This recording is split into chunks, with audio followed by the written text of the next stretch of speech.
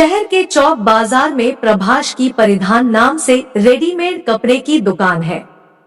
वहाँ कुल 8 लोग काम करते हैं। परिधान रेडीमेड कपड़ों के लिए शहर की अच्छी दुकानों में शामिल है। शादी के बाद दोनों का दाम्पत्य जीवन बहुत बढ़िया चल रहा था। दोनों साल में एक बार बाहर घूमने भी जाते थे। शाम को घर लौटते वक्त प्रभाष अक्सर रजनीगंधा के फूलों का गजरा ले आता जो माधुरी को पसंद है। हफ्ते में एक दिन वे पिक्चर देखने जाते और लौटते समय चटपटा चाट हाउस की पानीपुरी भी खाते थे। शादी के 2 साल बीतने के बाद सब ने पूछना शुरू किया खुशखबरी के बारे में। प्रभाष की माँ भदोही से जब फोन करती तो थोड़ी देर में यह मुद्दा आ ही जाता, अरे पड़ोस का मुकुल है न जो तुम्हारे साथ पढ़ा था, उसकी शादी अभी पिछले जून में हुई थी। सुना है बहू रिया पेट से है। अब तुम लोग भी जल्दी कुछ अच्छी खबर सुनाओ। एक लल्ला का मुंह देख लूं तो चैन से ऊपर जाऊं। ऐसी बातें हर दूसरे दिन माँ या तो प्रभाष या माधुरी से कहती। पड़ोसी और दोस्तों ने भी गाहे पूछना शुरू कर दिया था। पड़ोस के कुशवाहा जी अक्सर सुबह टहलते समय प्रभाष से पूछ बैठते, बेटा जल्दी से मुझे ताऊ जी बोलने वाला घर में लाओ, घर पूरा हो जाएगा। शादी के 5 साल बाद भी माधुरी की गोद सूनी ही रही। दोनों को अब चिंता होने लगी थी।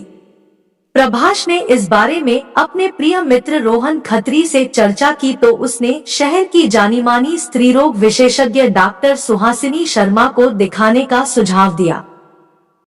मित्र की सलाह मानते हुए दोनों ने डॉ सुहासिनी को दिखाया। पूरे 3 साल इलाज चला। दोनों की कई सारी जांच हुई, कई सारी दवाएं चली। डॉ सुहासिनी ने बहुत प्रयास किए कि माधुरी की सूनी गोद प्राकृतिक रूप से भर जाए पर सफलता हाथ न लगी। आखिर में उन्होंने प्रभाष को नई तकनीक का सहारा लेने की सलाह दी और इस बाबत अपनी मित्र डॉ लतिका गुप्ता से बात भी की। डॉ लतिका देश की मशहूर IVF विशेषज्ञ है। उन्होंने पहली ही मुलाकात में प्रभाष माधुरी को समझाया कि संतान के लिए पुरुष का शुक्राणु स्त्री के डिंब से मिलता है और एम्ब्रियो यानी कि भ्रूण बनाता है। यह भ्रूण स्त्री के गर्भ में 9 महीने पलता है और फिर बच्चे का जन्म होता है। इस प्रक्रिया के पूर्ण नहीं होने के 3 मुख्य कारण होते हैं, या तो पुरुष के शुक्राणु में कमी है या स्त्री के डिंब, जिसे हम आम बोलचाल में अंडे कहते हैं, कमजोर है, या फिर स्त्री की कोख में दिक्कत है। मैंने तुम दोनों की सारी रिपोर्ट देखी है। तुम्हारे मामले में तीनों ही सही है, फिर हम संतानविहीन क्यों हैं? मैम, प्रभाष ने पूछा। अक्सर बाहरी कारणों से भी भ्रूण नहीं बन पाते या स्त्री गर्भाधान नहीं कर पाती। यह प्रक्रिया जितनी आसानी से मैंने तुम्हें समझाई है उतनी आसान नहीं है।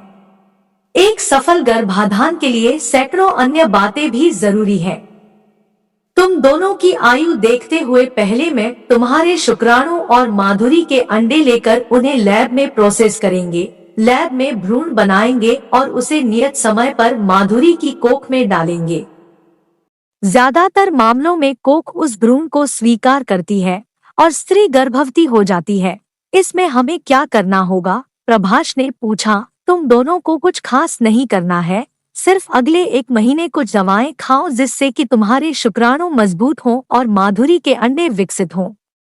इसके बाद मैं पीरियड से नियत दिन गिनकर माधुरी को बुलाऊंगी। उसी दिन मैं माधुरी के अंडे निकालूंगी और तुम अपना वीर्य देना। फिर हम लैब में उनको प्रोसेस करेंगे।